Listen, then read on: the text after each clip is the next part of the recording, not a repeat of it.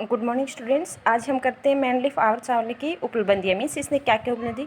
तो सबसे पहले हमने देखा था कि मैंडलीफ को द्रव्यमान के हिसाब से अरेंज किया। कैसे किया था? द्रव्यमान के हिसाब से। अब इसमें क्या किया, इसने कुछ एक एलिमेंट को द्रव्यमान के हिसाब से अरेंज भी नहीं किया।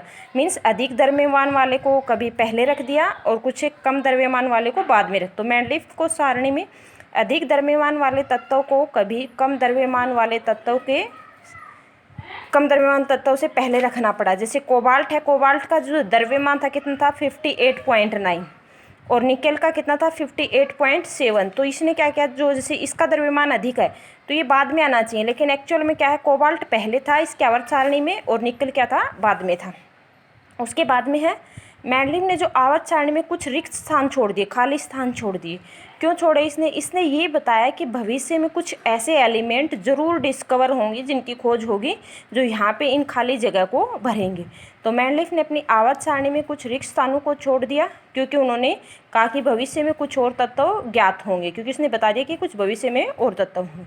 तो इसका मतलब जो इससे पहले इसने जो खाली स्थान छोड़े इनको क्या नाम दे दिया कि भाई इका सिलिकॉन, जैसे सिलिकॉन से पहले था तो इका सिलिकॉन, इका बोरोन, तो जर्मेनियम सिलिकॉन, ये एलिमेंट जो है बोले। तो इससे पहले आने वाले तत्वों का नाम का इक्का उपसर्ग लगा कर किया।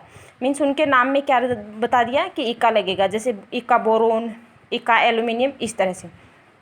अब मैंडलीफ की जो आवर्त सारणी है उसमें क्या कमियां रहेगी? मैंडलीफ की आवर्त सारणी में कमियां मीन्स क्या कमियां रही?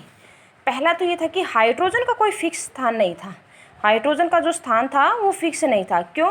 क्योंकि हाइड्रोजन का जो इलेक्ट्रॉनिक विन्यास है वो 4 धातुओं से मिलता है, जैसे लिथियम है, सोडियम है, पोटेशियम है, इनसे मिलता है। तो इसका मतलब इसने जो है यहाँ पे रख दिया। और कुछ एक मीन्स, लेकिन ये है क्या, हाइड्रोजन अधातु है। तो अधातु होते हुए भी क्या किया इसने, 4 धातुओं के साथ रख दिया। तो हाइड्रोजन का इलेक्ट्रॉनिक विन्यास 4 धातुओं से मिलता है और 4 धातुओं की भांति यौगिक बनाते हैं। जैसे HCl बनाता है, ठीक वैसे NaCl बनाता है। दूसरी ओर जो हाइड्रोजन है वो हैलोजन जो एलिमेंट हैं, जैसे फ्लोरीन है, क्लोरीन है, ब्रोमीन है, आयोडीन है, इनकी भांति भी द्विपरमाणुक अणु बनाता है। जैसे फ्लोरीन F2 बनाता है, क्लोरीन Cl2 बनाता है, ठीक है। ऐसे ही जो ब्रोमीन है Br2 बनाता है, ठीक वैसे ही हाइड्रोजन भी क्या बनाता है, H2 बनाता है, क्योंकि ये नॉन मेटल है, मीन्स अधातु है। तो द्विपरमाणुक रूप में भी पाई जाती है। तो इसका मतलब इनके साथ भी रखा हुआ होना चाहिए, लेकिन हाइड्रोजन की कोई फिक्स जो पोजिशन नहीं थी, ठीक है। उसके बाद में समस्थानिकों को कोई स्थान नहीं दिया, क्योंकि इसने क्या बताया कि हम द्रव्यमान के हिसाब से एलिमेंट को रखा। तो समस्थानिक मीन्स जिनका एटॉमिक नंबर सेम हो, परमाणु संख्या सेम हो और जिनके परमाणु द्रव्यमान अलग अलग हो। तो हाइड्रोजन के 3 समस्थानिक पढ़े थे आपने 9th में कि H1, H2 और H3। तो देखो सभी का द्रव्यमान अलग अलग है, तो इसका मतलब ये पहले आना चाहिए, ये बाद में आना चाहिए और ये इसके बाद में आना चाहिए। लेकिन इसने कोई फिक्स पोजिशन ही नहीं बताई कि समस्थानिक कहाँ पर आएंगे, ठीक है। उसके बाद में कुछ समान गुण वाले तत्वों को तो क्या एक ही जगह पे रख दिया और कुछ असमान तत्वों को एक साथ रख दिया, अलग अलग रख दिया इसी तरह से।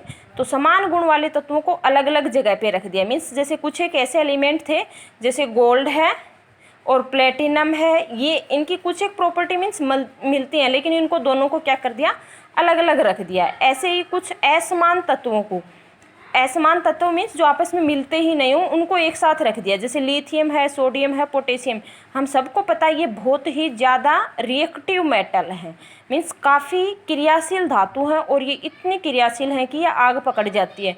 लेकिन कॉपर है, सिल्वर है, ये कम क्रियाशील धातु हैं और इसने क्या किया, मैंडलीफ ने इनके साथ में रख दिया। तो ये भी क्या था, असमान थे और इनको एक साथ रख दिया।